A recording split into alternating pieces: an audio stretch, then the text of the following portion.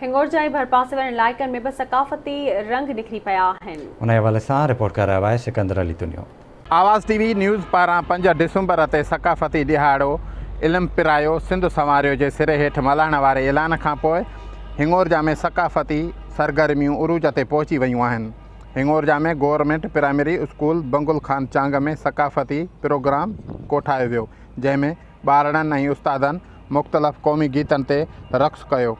बाद में सक़ाफ़ती रैली कढी वई। तक़रीब में शामिल उस्तादनि ऐं शागिर्दनि आवाज़ टीवी न्यूज़ सां ॻाल्हाईंदे पंहिंजा वीचार हिन रीति वंडिया आहिनि। आवाज़ टीवी वारनि सां गॾु हूंदासीं छोकिरनि समेत, ऐं हिन वक़्तु जेको हिननि उनवान उहो कयो आहे, इहो वक़्ताइतो उनवान आहे, छो जो हिते हिन वक़्तु इल्मु पिराइण जी सख़्तु ज़रूरत आहे असांजी सिंधी क़ौम खे। असां अॼु इल्मु पिरायो सिंध संवारे ओ सां गॾु असां ॿारनि खे असां इल्म जी रोशनी ॾींदासीं ऐं इल्मु इंसान जी टीं अखि आहे।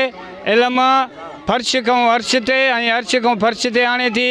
इल्मु दुनिया जो इंसान इल्म सां अकुल वारो थिए थो। सिंध मुंहिंजी अमां शान तुंहिंजे मथां, शाल तुंहिंजे मथां, शालिकी शालिका शालिकी शालिका। टोपी अजरक पायो आयल महिमाननि जो शान वधायो, टोपी अजरक पायो सिंध जी सक़ाफ़त थाम लायो, टोपी अजरक पायो, टोपी अजरक आशान, टोपी अजरक आमान। जियो जियो सिंध वारा जियो, हो प्यारा माण्हू सिंध वारा माण्हू, हो प्यारा माण्हू सिंध वारा माण्हू। सिंधी टोपी पंहिंजो मानवा, सिंधी टोपी पंहिंजो शानवा।